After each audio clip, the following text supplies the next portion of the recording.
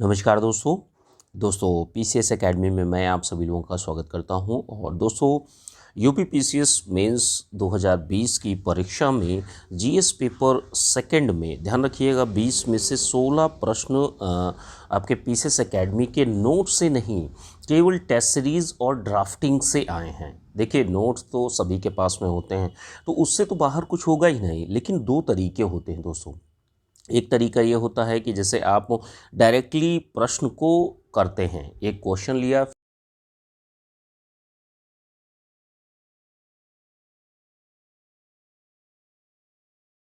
लेते हैं, तो ये आपके लिए बेहतर होता है। अब जैसे बहुत सारे लोग मेंस दे रहे हैं इस समय, अब जो आपके आसपास में मेंस व्यक्ति दे रहा हो, आप उससे पूछिए कि क्या वह व्यक्ति सारे के सारे प्रश्न जो हैं 20 प्रश्न आते हैं, 20 प्रश्न क्या समय सीमा पर कर पा रहा है? एक दो क्वेश्चन छूट ही जाते होंगे, ठीक है, या तो आते नहीं और या तो समय की कमी की वजह से चीज़ें गड़बड़ हो जाती हैं। अब यहाँ पर सोचने वाली बात दोस्तों यही है कि जो मैं टेस्ट सीरीज़ के लिए कहता हूँ, टेस्ट सीरीज़ बहुत ज़्यादा इंपॉर्टेंट है, ठीक है।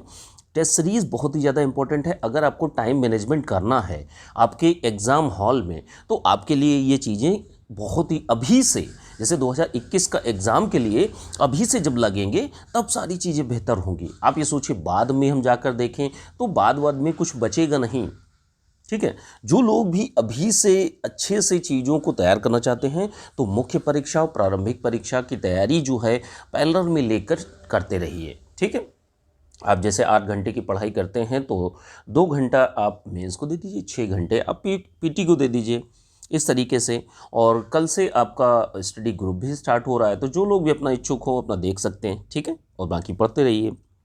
अब देखिए, यहाँ पर पीसीएस एकेडमी के नोट से 20 में से 16 प्रश्न आए हैं जीएस पेपर सेकंड में। अब देखिए, कल का जो फर्स्ट पेपर था तो उसमें थोड़ा सा आगे पीछे हो गया था तो समझ में नहीं आ रहा था।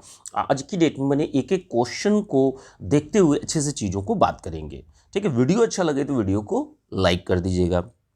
आइए देखते हैं आज का जो प्रश्न है। देखिए, बहुत सारी स्लाइडें बना रखी हैं तो काफ़ी पेजेस निकले हैं क्योंकि 16 प्रश्न आए हैं। तो ये चीज़ें हैं, जैसे देखिए जीएस सेकंड पेपर का यह प्रश्न है, ठीक है। सॉरी, ये हो नहीं पा रहा, ये जूम क्यों नहीं हो पा रहा। हाँ, ये देखिए, सबसे पहला ही प्रश्न जो है दोस्तों आपका, न्यायिक सक्रियतावाद की व्याख्या कीजिए तथा भारत में कार्यपालिका एवं न्यायपालिका के पारस्परिक संबंधों पर इसके प्रभावों का मूल्यांकन कीजिए कि न्यायिक सक्रियता के प्रभाव या परिणाम या क्या चीज़ें होती हैं।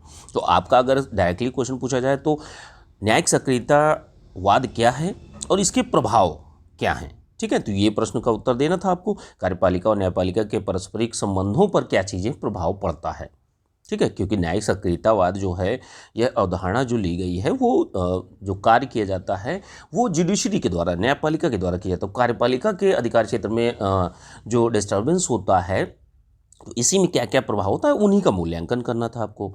अब पीसीएस एकेडमी के नोट से कौन कौन सी चीज़ें आई हैं, तो सबसे पहले तो आप इसी प्रश्न को देखिए, ठीक है। देखिए, डायरेक्टली प्रश्न है आपका पेपर सेकंड का। देखिए 263 नंबर क्वेश्चन है।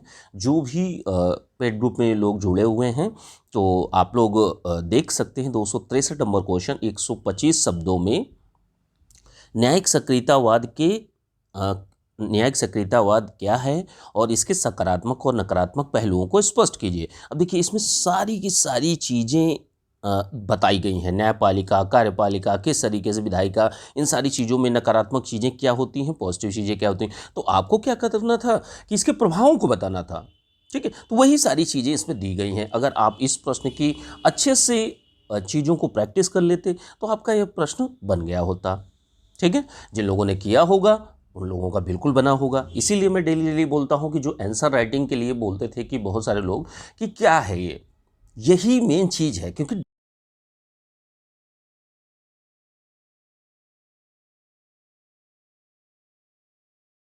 बहुत अच्छा रहेगा, आपकी स्मार्ट स्ट्रैटेजी के तहत चीज़ों को कार्य करेंगे, आपका स्मार्ट वर्क होगा। आपने बहुत सारी चीज़ें पढ़ ली और आप लिख नहीं पा रहे हैं, वहाँ पर आपको प्रश्न नहीं समझ में आ रहा और आपने कम ही किया, केवल ड्राफ्टिंग और टेस्ट सीरीज लगाई, केवल इसी के बल पे आप सोच कर देखिए, जीएस के फर्स्ट पेपर में 20 में से 12 और सेकंड पेपर में 20 में से 16 प्रश्न।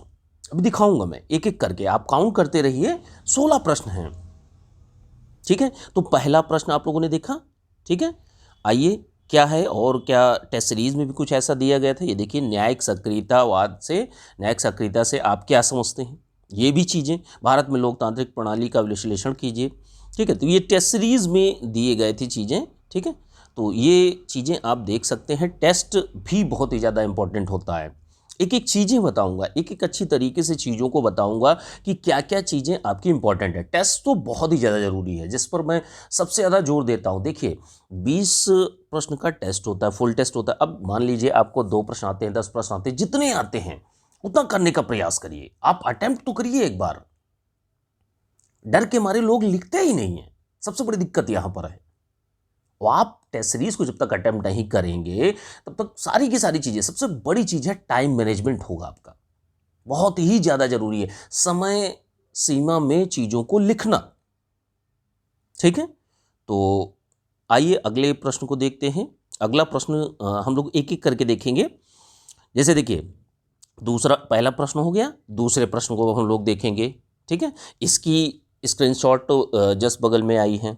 ठीक है, तो आइए देखते हैं सेकंड प्रश्न। भारत का राष्ट्रपति तानाशाह नहीं बन सकता, समझाइए।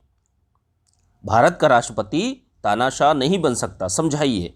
और प्रश्न देखिए, सॉरी, ये प्रश्न थोड़ा सा आगे पीछे हो गया है, 2 को पहले देख लीजिए आप, अगले वाले को। भारत में सहकारी संघवाद को बढ़ावा देने के लिए अंतर्राज्यीय परिषद की भूमिका का आलोचनात्मक विश्लेषण कीजिए। ये दूसरा इसके बाद है। ठीक है, ध्यान रखिएगा। भारत का राष्ट्रपति तानाशाह नहीं बन सकता, ये टेस्ट सीरीज में दिया गया, अभी मैं दिखा रहा हूँ। ये थोड़ा सा आगे पीछे हो गया है, बस थर्ड क्वेश्चन का उत्तर अब आ रहा है। ठीक है, तो देखिए, अंतर्राज्यीय परिषद राज्यों के बीच किस प्रकार समन्वय स्थापित करती है। ये अंतर्राज्यीय परिषद के बारे में पूरा का पूरा प्रश्न बताया गया है। ये सारी चीज़ें आपको पता होती तो संघवाद को बढ़ावा देने में किस तरीके से क्या चीज़ें होती हैं वो आप बता सकते थे। ठीक है, अगर ये चीज़ें आपने करी हैं तब। टेस्ट सीरीज में देखिए, अंतर्राज्यीय परिषद जो है, ये प्रश्न नंबर 8 को देखिए आप लोग। अंतर्राज्यीय परिषद राज्यों के बीच किस प्रकार समन्वय स्थापित करती है, स्पष्ट कीजिए। ठीक है, और इसी में देखिए, भारत का राष्ट्रपति तानाशाह नहीं बन सकता, ये डायरेक्टली क्वेश्चन, दूसरा नंबर क्वेश्चन। ध्यान रखिए, दूसरा नंबर क्वेश्चन अभी देखा था हम लोगों ने टेस्ट सीरीज में, ये मैंने दिया है। आप सोच सकते हैं, बिल्कुल लाइन टू लाइन प्रश्न फंसे हैं, प्रश्न आए हैं टेस्ट सीरीज से और ड्राफ्टिंग से। ओवरऑल नोट्स और वीडियोस, उन सारी चीजों की बात नहीं कर रहा हूं मैं, केवल ड्राफ्टिंग और केवल टेस्ट सीरीज से। ध्यान रखिए, सारी की सारी चीजों को मैं दिखा रहा हूं आप लोगों को। आगे चलते हैं। ये देखिए, दूसरा प्रश्न, भारत का राष्ट्रपति तानाशाह नहीं बन सकता, तो अब इसका स्क्रीनशॉट लगा होगा। ये देखिए, 9वां नंबर क्वेश्चन है। ठीक है, भारत का राष्ट्रपति तानाशाह नहीं बन सकता, समझाइए। बिल्कुल as it is question paper में आया है। अब अगर आप सोच कर देखिए, अगर प्रैक्टिस आपने करी होती तो आप एग्जाम हॉल में बहुत अच्छी हालत में होते। इसीलिए मैं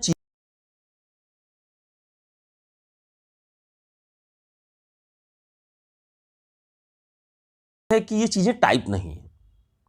सबसे बड़ी दिक्कत यह है, कुछ फाइनेंशियल दिक्कतों की वजह से चीजें अभी टाइप नहीं हो पा रही हैं। अब यही अगर टाइप करके मिले, सारी चीजें टाइप किया हो मटेरियल मिले, तो चीजें और ज्यादा अच्छी हों। लेकिन ठीक है, कोई दिक्कत नहीं है, समस्याएं सबके साथ में होती हैं। लेकिन मेरे कहने का मतलब है, भाई नॉलेज में तो कोई वो नहीं दिक्कत है, आपको फायदा हो रहा है ना। जो मेन आउटपुट है वो आपको लिख के ही देना है, टाइप मटेरियल आपके काम नहीं आएगा।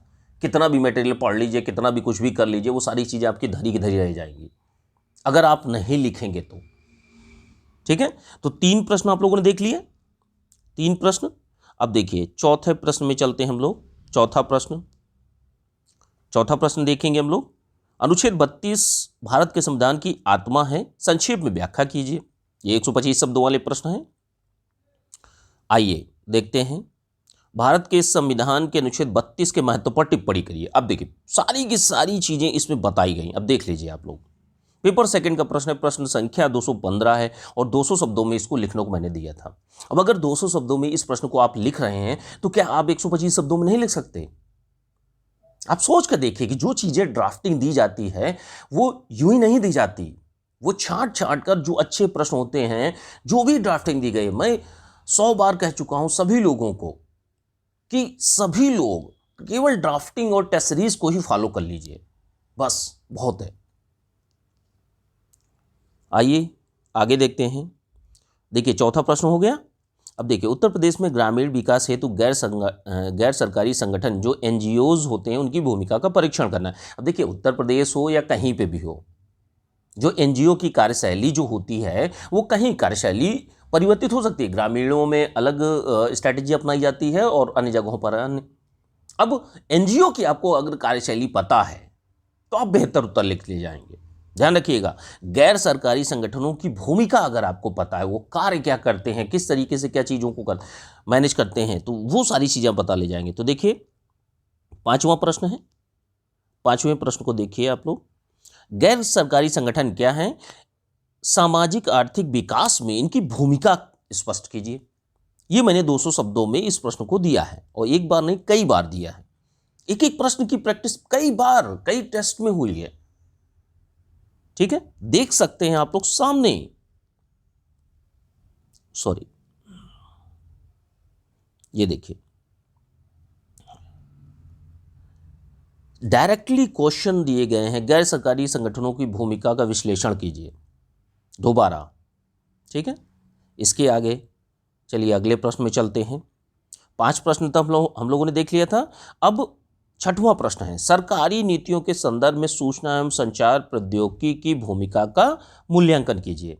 6वां प्रश्न है, ठीक है। एक एक प्रश्न को हम लोग इसीलिए सीरीज में लगाया है मैंने आज, ठीक है, कि जिससे आपको समझने में कोई दिक्कत ना हो। तो 6वें प्रश्न है, सरकारी नीतियों के संदर्भ में सूचना एवं संचार प्रौद्योगिकी की भूमिका का मूल्यांकन करना है। ध्यान रखिएगा। अब आइए सबसे पहले इस प्रश्न को देखिए। पेपर सेकंड का प्रश्न है, प्रश्न संख्या 30 है, 200 शब्दों में लिखना है। सूचना एवं संप्रेषण प्रौद्योगिकी आधारित परियोजनाओं कार्यान्वयन आमतौर पर कुछ विशेष महत्वपूर्ण कारकों की दृष्टि से ठीक नहीं रहता। इन कारकों की पहचान कीजिए, उनके प्रभावी क्रियान्वयन के हेतु उपाय सुझाइए। इससे मटेरियल आपका अगर आपने इसकी प्रैक्टिस करी होती तो आप बिल्कुल अच्छी तरीके से लिख सकते थे। और एक टेस्ट सीरीज में डायरेक्टली क्वेश्चन में लिखाया है, यही क्वेश्चन देखिए।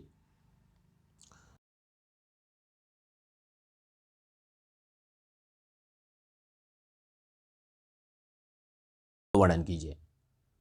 ध्यान रखिएगा, अगर आपने अनुप्रयोग बताए तो आप सभी क्षेत्रों में बनाएंगे, तो आपसे एकमात्र क्षेत्र पूछा था, ठीक है, सरकारी नीतियों के क्रियान्वयन में, तो आप उसको इजीली बता सकते हैं।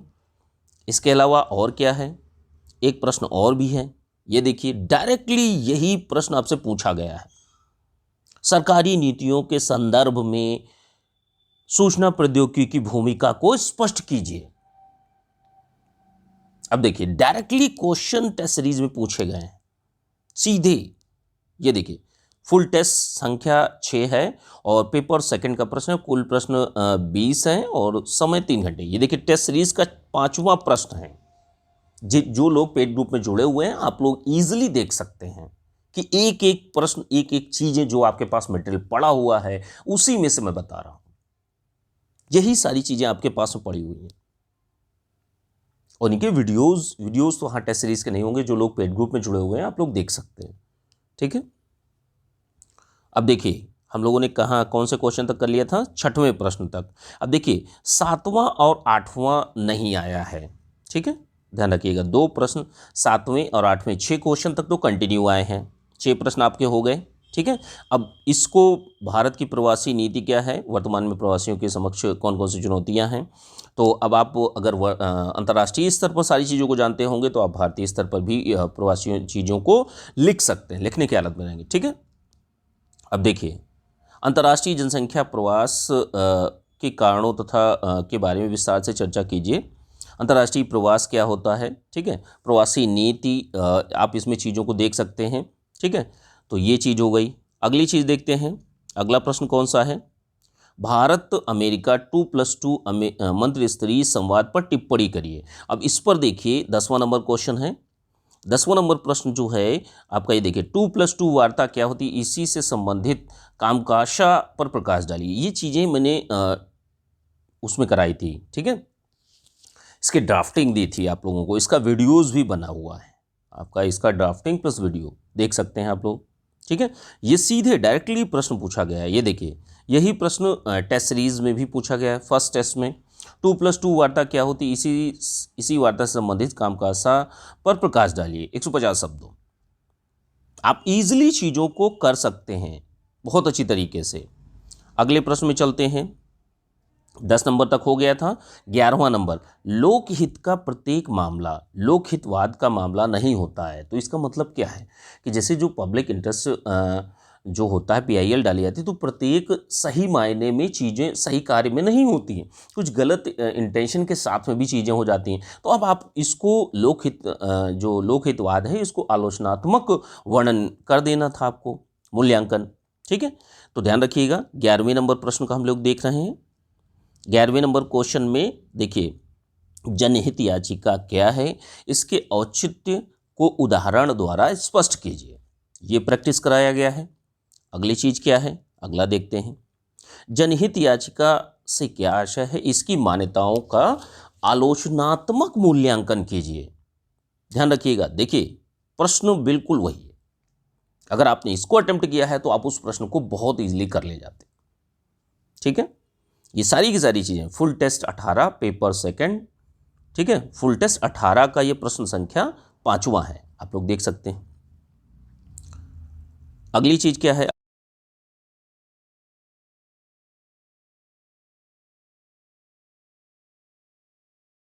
स्पष्ट कीजिए।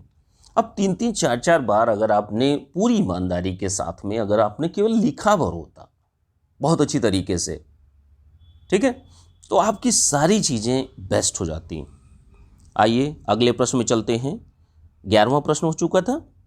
12वां देखिए, एक संस्था के रूप में चुनाव आयोग द्वारा वर्तमान में किन किन समस्याओं का सामना किया जा रहा है, इसके समाधान का भी उल्लेख कीजिए। तो 2 प्रश्न आपसे पूछे गए हैं। इलेक्शन कमीशन कौन सी समस्याओं का सामना कर रहा है और समाधान दीजिए। तो यह आपका प्रश्न है। अब देखिए, निर्वाचन सुधारों हेतु मान्य किए गए प्रमुख सुझावों को अंकित कीजिए कि कौन कौन से सुझाव आपने दे दिए और भारत में निर्वाचन आयोग की भूमिका। ये 2 प्रश्न अगर आपने प्रैक्टिस किए होते, 11वां नंबर क्वेश्चन, ध्यान रखिएगा, 11वां नंबर क्वेश्चन और 12वां नंबर क्वेश्चन, आपकी सारी चीज़ें आप बेहतर रूप में बहुत अच्छी तरीके से चीज़ों को कर सकते हैं अगर आप केवल ड्राफ्टिंग और टेस्ट सीरीज को बस केवल अच्छी तरीके से प्रैक्टिस कर लें डे बाय डे। ध्यान रखिएगा। आइए अगले प्रश्न में चलते हैं, अगले प्रश्न में चलते हैं। वित्त आयोग के कार्य क्या हैं? अभी देखिए, एक वर्ड दे दिया है राजकोषीय संघवाद। अब देखिए, वित्त आयोग का कार्य ही होता है केंद्र और राज्य के बीच में पैसे का विभाजन करना, पैसे का बंटवारा करना, उसका प्रबंधन करना। तो उसकी उभरती भूमिका का समीक्षा करनी थी आपको, ठीक है। अब इस पर बहुत सारे प्रश्न दिए गए हैं, आप देख सकते हैं। वित्त आयोग क्या होता है, राज्य वित्त आयोग को छोड़ दीजिए, वित्त आयोग के बारे में ड्राफ्टिंग में भी बताया गया है। अगली चीज प्रश्न में देखिए, प्रश्न में आप ये देखिए, प्रश्न में बस देखिए, ये आपका टेस्ट सीरीज कौन सी है, ये टेस्ट 27 है। 10 प्रश्न का टेस्ट पहले दिया जाता था, उसी में है, ठीक है। 4था नंबर प्रश्न देखिए, केंद्र राज्य संबंधियों में वित्त आयोग की भूमिका को स्पष्ट कीजिए, केंद्र राज्य संबंधियों को प्रभावित करने वाले कारकों को स्पष्ट कीजिए, ठीक है। इसको अगर आपने प्रैक्टिस किया है तो आपकी चीज़ें बेहतर रूप में हो जाएंगी। अगला प्रश्न देखिए, इसी में ही केंद्र राज्य संबंधों में वित्त आयोग की भूमिका का आलोचनात्मक मूल्यांकन कीजिए। एक एक बार नहीं, टेस्ट सीरीज में कई कई बार आपसे ये चीज़ें प्रैक्टिस करवाई गई है। बस आपको क्या करना था कि आपने अगर पूरी ईमानदारी के साथ में चीज़ें अगर करी होंगी तो आपकी सारी चीज़ें बेहतर रही होंगी। आइए अगले प्रश्न में चलते हैं। अगला प्रश्न कौन सा, 13वें नंबर प्रश्न तक हम लोगों ने देख चुके हैं। अभी तक हम लोगों ने केवल 2 प्रश्नों को छोड़ा है, ठीक है। 13 में से 2, तो 13 से 2 कम कर दीजिए, 11 प्रश्न अभी तक कंप्लीट हो चुके हैं। 14वां देखते हैं, 14वां प्रश्न देखते हैं। भारतीय राजनीति में प्रमुख दबाव समूहों की पहचान कीजिए और भारत की राजनीति में उनकी भूमिका का परीक्षण कीजिए। अब देखिए, जो प्रेशर ग्रुप होते हैं, दबाव समूह जो होते हैं या प्रभावक समूह भी इनको कहा जाता है, तो अब इनको भी देख लीजिए एक एक करके। ये देखिए, प्रभावक समूह राजनीति को कभी कभी राजनीति का औपचारिक मुख्य प्रश्न माना जाता है। भारत में प्रभावक समूहों की संरचना तथा कार्यप्रणाली का आकलन कीजिए। सारी की सारी चीज़ें ड्राफ्टिंग में बताई गई, अगर आपने इसकी प्रैक्टिस करी है, बिल्कुल लाइन टू लाइन चीज़ें हैं। अगला प्रश्न देखिए, भारत में नीति निर्माताओं को प्रभावित करने के लिए किसान संगठनों द्वारा कौन कौन से तरीके अपनाए जा रहे हैं, वो तरीके कितने प्रभावी हैं। अब देखिए, किसान संगठन जो हैं ये क्या है, एक प्रभावक समूह है। पहले आपने अगले प्रश्न में प्रभावक समूह की परिभाषा दी, इसमें आपने तरीके भी देख लिए, एक एग्जाम्पल भी देख लिया, और एक अगला प्रश्न भी है, लाइन टू लाइन ये भी चीज़ें हैं। ठीक है,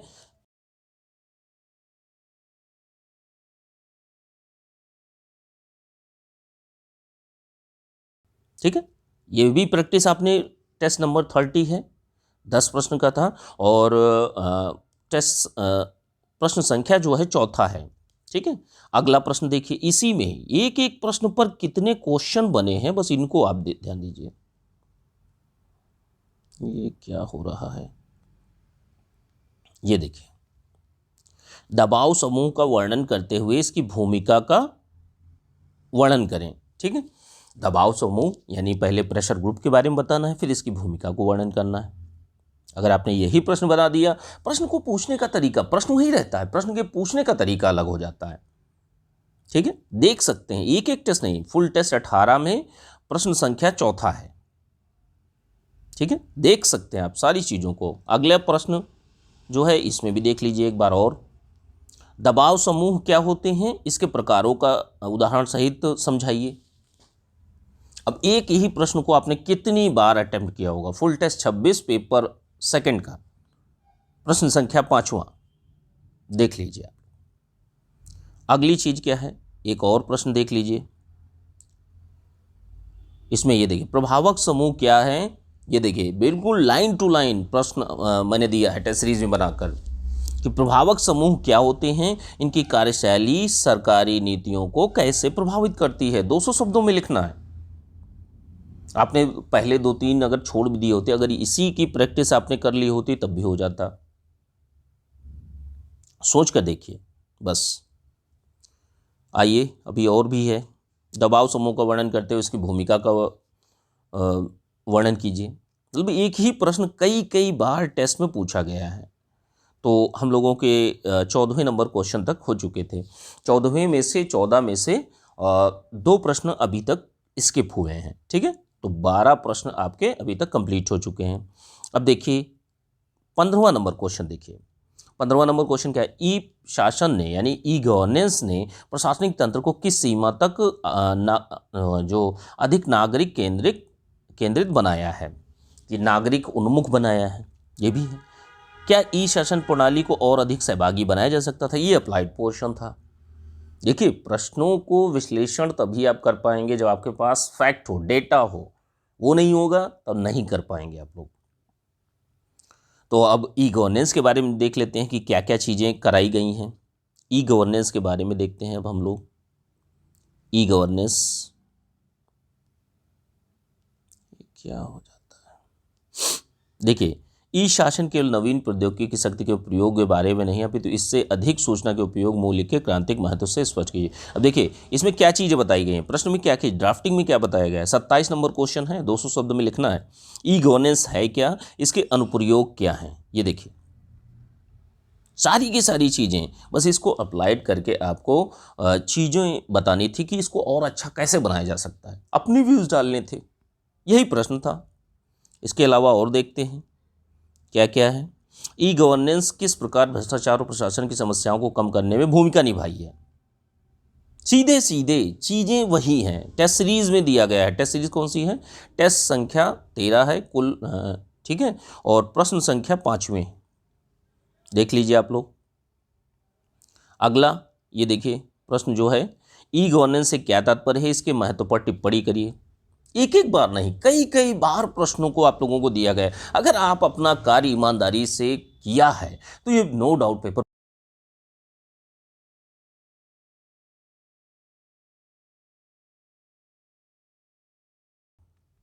कई कई बार। ई गवर्नेंस के मॉडल को समझाइए, इसकी सफलताओं को इंगित कीजिए।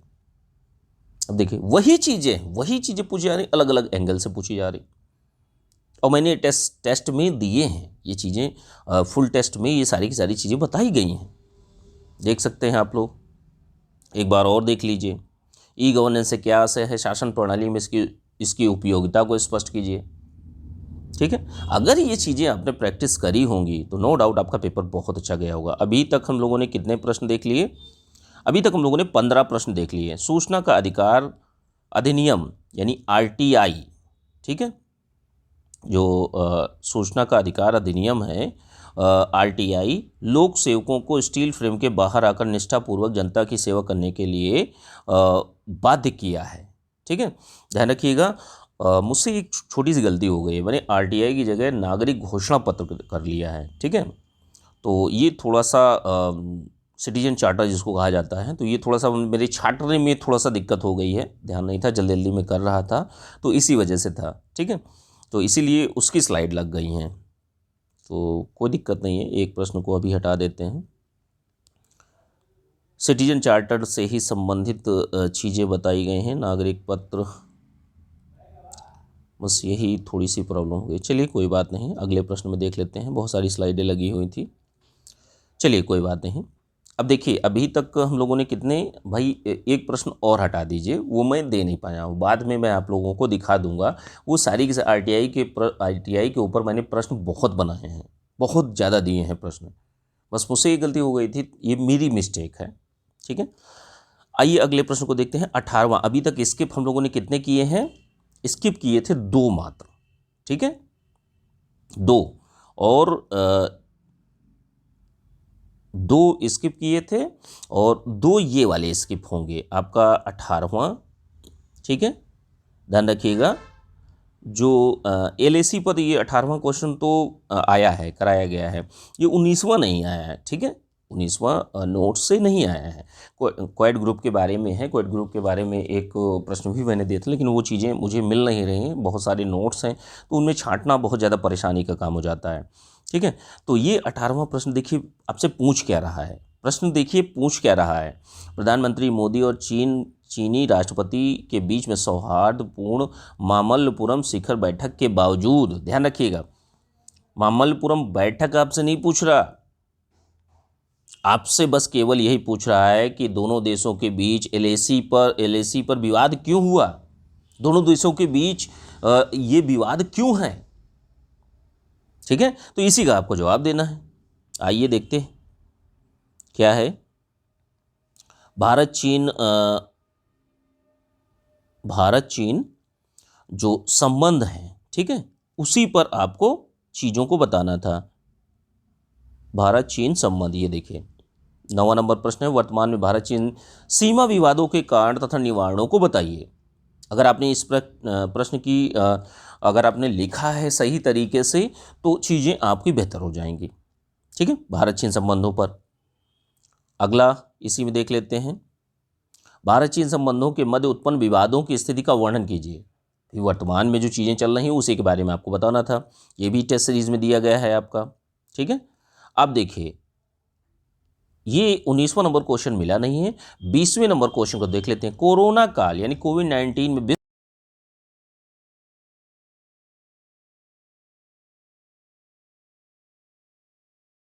है क्या, इसके लक्षण क्या है, रोकने के उपाय, ये तो चलिए ठीक है, हटा दीजिए। लाइन टू लाइन 20वां नंबर क्वेश्चन आया है, लाइन टू लाइन, ध्यान रखिएगा। ये देखिए, महामारी के दौरान विश्व स्वास्थ्य संगठन की भूमिका का वर्णन कीजिए। अब ये किस टेस्ट सीरीज में पूछा गया है?